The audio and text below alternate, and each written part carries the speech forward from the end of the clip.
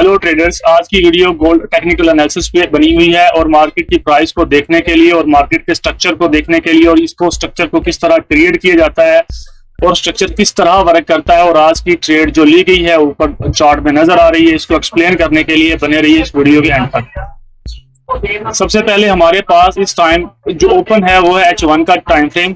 ठीक है, ये H1 का टाइम फ्रेम है। हम सबसे पहले इसको एक्सप्लेन करेंगे। इसको एक्सप्लेन करने के लिए हमें एक हाई और लो की जरूरत होगी। हमने चार्ट को ऊपर से लेना है। ठीक है, ये हमारे पास एक हाई बना नजर हमारे पास आ रहा है। अब इस हाई के बाद मार्केट की रिट्रेसमेंट देखनी होती है कि मार्केट ने रिट्रेसमेंट फेज कब स्टार्ट किया था। इस फेज को देखने के लिए मार्केट के आपको रिट्रेसमेंट के रूल पता होने चाहिए। अगर आप पुराने हैं देखने वाले तो मैंने पिछली वीडियोस में सब में रूल्स बताए हुए हैं अच्छी तरह से, वो जाके आप देख सकते हैं। सबसे पहले हम अपनी इस जगह को अपने हाई कंसीडर करेंगे। ये हमारे पास लो आ गया। लो के बाद मार्केट में एक रिट्रेसमेंट देखने को मिली। ठीक है, ये हमारे पास एक रिट्रेसमेंट थी। इस रिट्रेसमेंट के साथ ये हमारे पास मार्केट ने एक हाई लगाने के बाद एक लो क्रिएट कर दिया। अब लो कब क्रिएट होता है? जब पहले वाला लो ब्रेक हो जाए, तो मार्केट जब नीचे जाए और उसके बाद रिट्रेसमेंट स्टार्ट कर दे, रिट्रेसमेंट का रूल पूरा करने के बाद स्टार्ट हो जाए, तो हम कह सकते हैं कि जो इसका प्रीवियस लो था वो अब एक नए लो की शक्ल में आ गया है। ठीक है, अब ये हमारे पास एक लो हाई आ गया और ये हमारे पास एक लो बन गया। अब मार्केट अपने इस लो और इस हाई के दरमियान जब भी मार्केट अपने रिट्रेसमेंट फेज स्टार्ट करेगी और अपने प्रीवियस हाई तक जाएगी, तो वहां से हमें ट्रेड लेते हैं ज्यादातर। ठीक है, अब ये जो ट्रेड है इसको लेने का तरीकाकार यही है कि ये एक वजह तो ये मेन थी, ये कि हमारे स्ट्रक्चर का हाई था। ठीक है, हमारे पास एक अच्छा रेजिस्टेंस एरिया था। इस वजह से ये देखें कि किस तरह मार्केट इसको बार बार टच करी है लेकिन ब्रेकआउट करने में नाकाम रही। इस जगह पे मार्केट ने अपनी ये जो वीक आपको नजर आ रही है, अगर आप चार्ट को जूम आउट करके देखें तो ये एक रिट्रेसमेंट एरिया रहता था मार्केट का जो रिटेस्ट हुआ है, जिसको हम कहते हैं कि मार्केट ने लिक्विडिटी स्वीप कर दी।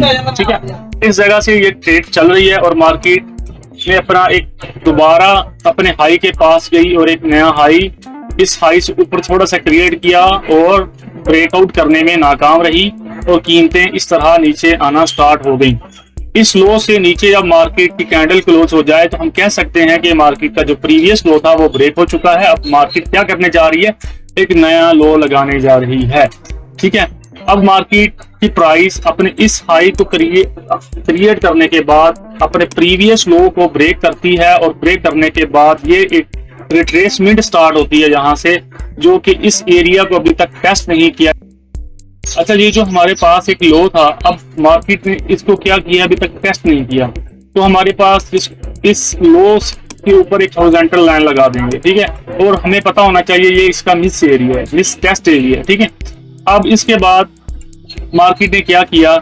एक लो लगाया। कब लो लगाया? जब इसकी रिट्रेसमेंट पूरी हो गई। अब रिट्रेसमेंट का रूल अगर आपको पता है तो ये हमारे पास एक रिट्रेसमेंट इसकी कंप्लीट होगी। अब हम इसको लो का दर्जा दे देंगे। इस लो के साथ मार्केट को इस टेस्ट तक जाना चाहिए था, जो कि जाने में नाकाम रही है। इस नाकामी के साथ मार्केट क्या करती है कि अपने इस हाई को बनाने के बाद मार्केट अपने इस लो को ब्रेक आउट करती है और कीमतें मसलसल नीचे गई हैं। ठीक है, अब तक मार्केट ने कैंडल जो नीचे क्लोज की तो हमें पता चल गया कि मार्केट का लो ब्रेक हो गया है। अब हमको एक नया लो की तलाश है, जो मार्केट का एक नया लो है। अच्छा, अब मार्केट ने किया यहाँ पे क्या है कि मार्केट ने एक लो को ब्रेकआउट किया और साथ ही रिट्रेसमेंट यहाँ पे फिर पूरी कर दी और इस जगह पे हमारी एक और ट्रेड बन गई और फिर मार्केट ने एक नया लो को बना दिया। ये हमारे पास एक लो था। ठीक है, ये हमारे पास एक हाई आ गया। अच्छा, अब हमारे पास ये जो लेवल लगा हुआ है ये ओल्ड लगा हुआ है, क्योंकि मैं अभी चार्ट पे आया हूं तो ये लगे हुए थे हमारे पास लेवल। हमारे पास एक हाई हमारे पास ये है। अब हम किस चीज के इंतजार में हैं? अब मार्केट ने जब भी ऐसा करना है, जब भी मार्केट अपने लो क्रिएट करने के बाद यहाँ पे भी रिट्रेसमेंट का रूल पूरा हो चुका है। अब मार्केट को करना ये चाहिए कि अपने इस हाई तक आए। ठीक है, ये हमारे पास एरिया इसका हाई। अब यहाँ पे हमें सेल देखना है, इस एरिया को सेल में देखना है। अगर ये ब्रेक होता है ऊपर को, ठीक है, अगर प्राइस ऊपर ब्रेकआउट करती है तो मार्केट का फिर कहाँ तक जा सकती है, हमारे पास एक एरिया ये वाला है टेस्ट एरिया, यहाँ पर जा सकती हैं और इसके बाद दोबारा मार्केट की यहाँ की प्राइस नीचे आएगी। ठीक है, ये एक एरिया होता है। अगर हमारे पास यहाँ पे क्या होता है, ब्रेकआउट हो जाता है अगर इस लेवल का, इस हाई का, ये जो प्राइस बन रही है वो है 4189 का एरिया।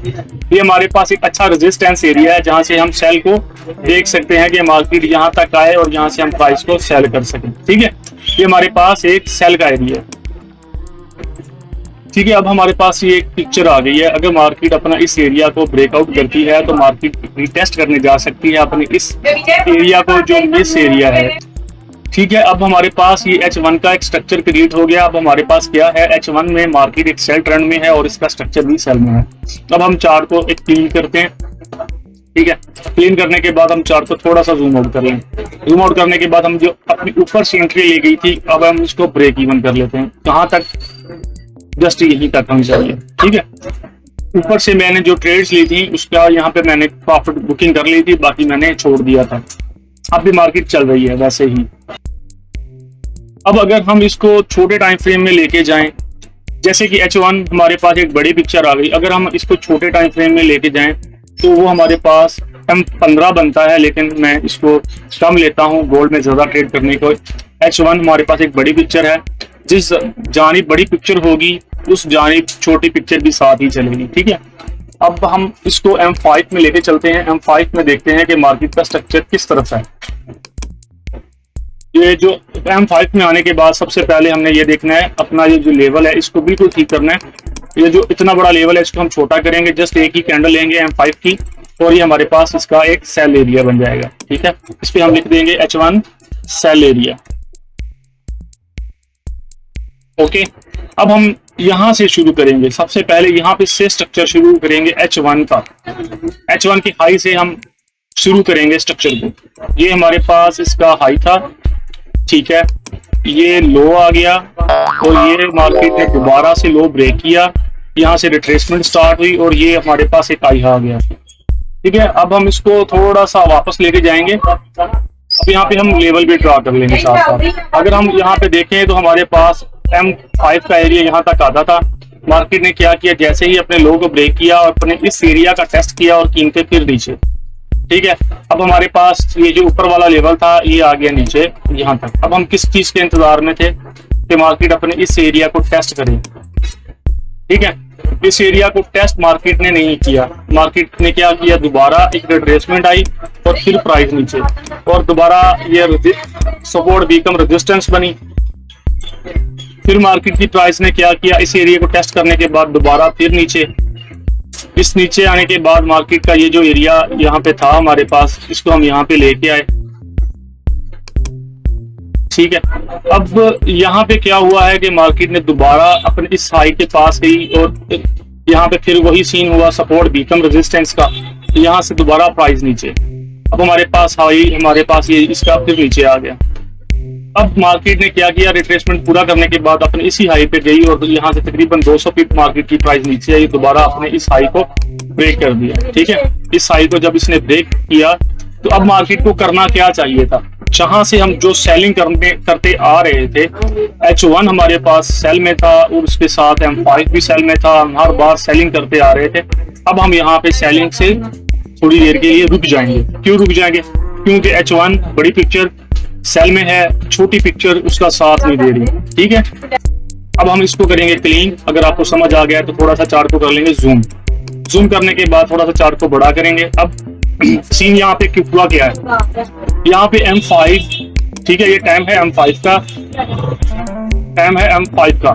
M5 टाइम में क्या हुआ है कि मार्केट का स्ट्रक्चर जो था, जो सेल में जा रहा था, वो यहाँ पे हो गया है ब्रेकआउट। ये इसका हाई था, लास्ट इसका हाई ये वाला एरिया था। जब ये ब्रेकआउट हुआ है, इसके बाद हमें फौरी तौर पे जो नोट करने वाली चीजें होती हैं वो ये है कि मार्केट ब्रेकआउट करने के बाद, स्ट्रक्चर का जो ब्रेकआउट होता है उसके बाद मार्केट ने ऊपर कितना मूव किया। ठीक है, ये मूव देखनी पड़ती है। अगर तो एक अच्छी मूव के साथ ऊपर गई है और ज्यादा कैंड ने ऊपर क्लोज किया तो फिर हमारे पास ये जो एरिया एक रेजिस्टेंस का किरदार अदा कर रहा था, तो फिर हमें ये एक सपोर्ट का किरदार अदा करता हुआ नजर आएगा।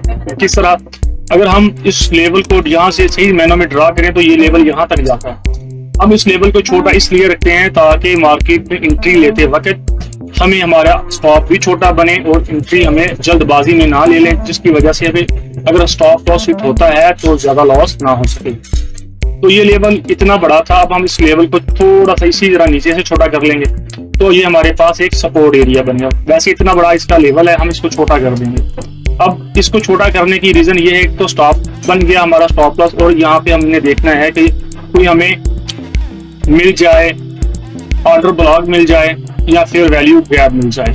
ऑर्डर ब्लॉक हमारा ऊपर पड़ा है लेकिन इसके नीचे थोड़ा सा गौर से देखेंगे तो ये फिर वैल्यू गैप भी है। हम अपने लेवल को यहाँ तक लेके आएंगे। अब नेक्स्ट मार्केट का ये हाई बन गया हमारे पास, ठीक है, जो पहले हाई ये था। अब मार्केट ने किया क्या, अपने उसी एरिया जो इसका पहले रेजिस्टेंस एरिया था उसको अब इसने बना लिया सपोर्ट, रेजिस्टेंस बिकम सपोर्ट।